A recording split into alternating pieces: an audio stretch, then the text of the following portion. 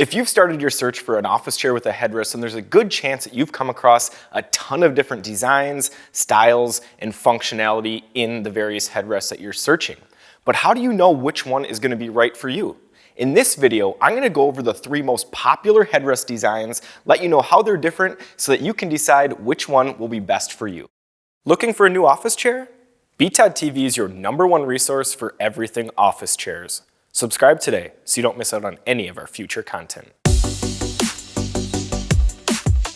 Hey guys, it's Ryan with BTOD TV. We've gotten a ton of requests recently for chairs with headrests and information about them. So we're gonna do our best to put together a few videos here for you guys to make that shopping experience a little bit easier so that you can find the best chair that has a headrest for your needs. So our first video today is just gonna be a real general video on the basics of headrest design. We're gonna focus on the 3 most common designs that we see in our industry, which is gonna be built-in headrests, height adjustable headrests, and then fully adjustable, fully articulating headrests. So let's jump into the video.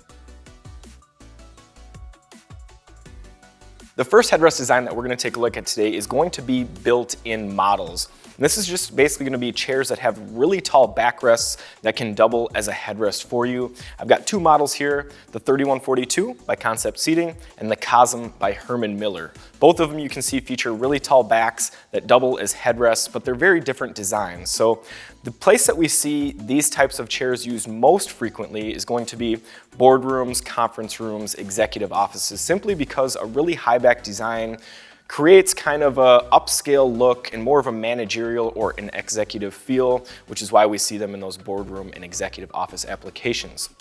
Now, one of the biggest drawbacks with this type of design is that it does not have any adjustability, so the number of applications that you can use these chairs in is going to be more limited.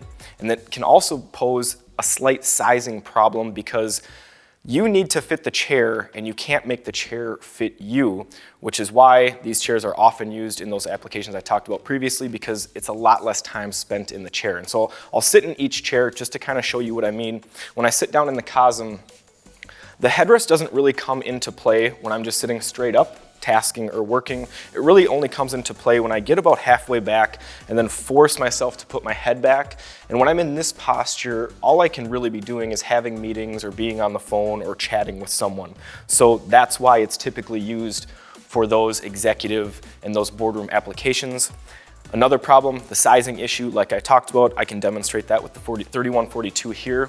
You'll see that when I sit down in the chair and I put my head back, this is a chair that is designed to hold your head while you're tasking, but you can see that it's a bit too tall for me. And so it pushes my head forward at an angle, and it's not real comfortable. And even when I recline back, it doesn't fit me perfectly. So for this situation, I would want to be a little bit shorter or a little bit taller to use this one to be comfortable, and I don't have height adjustment, so this chair wouldn't necessarily be the best fit for me.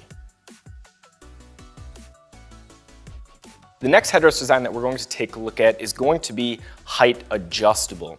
So this is going to be the first step up from the built-in design. It does give you some adjustment, allows you to move it up and down to make sure that the headrest is in the correct position, either in the curve of your neck or on the back of your head, depending on how the headrest is designed. So I have the human scale freedom here just to demonstrate what I mean. So you can see that when I sit down in the chair, it's not necessarily set up to fit me correctly. I can feel actually the headrest on my shoulders here. And so if it was just a built-in model like this, this chair definitely would not work for me. I wouldn't be able to use this headrest. So I need to be able to adjust it. And this headrest adjusts very simple, very easy, just up and down. You don't need to use a lever or anything. Just move it to where it's comfortable for you and then recline back slightly, and it fits me perfectly. Now the Freedom chair functions much more differently than a lot of chairs that we see, so it kind of puts you in this reclined back, forward facing with the headrest, but the height adjustment function is still very similar to a lot of chairs out there, and that it's just a simple up and down motion designed to fit perfectly into the curve of your neck, so it does accommodate a wide range of people. Now, the one downside with the height adjustable only model when compared to fully adjustable models is that you cannot change the angle of the pad itself. And so the curve needs to fit the shape of your neck or your head just right. Otherwise, it might not feel correct for you. And so that's going to be one of the drawbacks that the height adjustable only design will have compared to fully adjustable models. And the last headrest design that we're going to look at today is going to be fully adjustable. I've got two chair models here to help me demonstrate. The first is going to be the ErgoHuman by Eurotech Seating. It's got a mesh headrest. And then we've got the 3156 from Concept Seating. It has a padded leather headrest.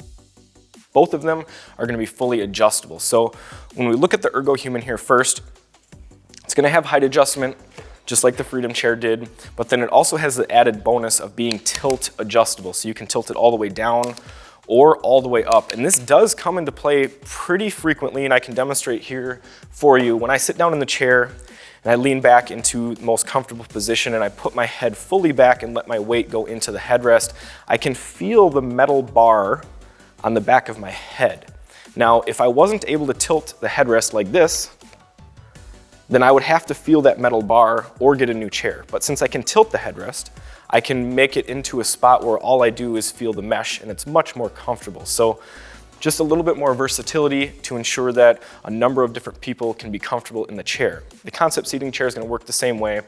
You've got height adjustment, then you also have the tilt adjustment. This one has a unique feature where it can actually tilt back and all the way out of the way, which is something that we see on really high-end chairs. But this model has more of a padded design. So when you sit in the chair and lean your head back, you sink into it a little bit more than the mesh, and it gives you that padded feel. But both models are going to be designed to fit in the curve of your neck, and because they are tilt adjustable, they can easily accommodate that for a wide range of people. If you only have height adjustment or a built-in model, then you're not going to be able to do that, which is why we see headrests like these most prevalently used on high-end ergonomic task chairs and products that you will be sitting in for 6, 8, 10 hours a day, because they will help to support your neck and head while you are in those tasking applications. I hope this video on the basics of headrest design will be helpful in narrowing down your search for which headrest will be best for your needs. If you've made it this far, I would really appreciate you smashing that like button. And like I said, we do plan on releasing more videos on headrests, so I would highly recommend subscribing and dinging that bell so you don't miss our next office chair with headrest video. Thanks a lot for watching.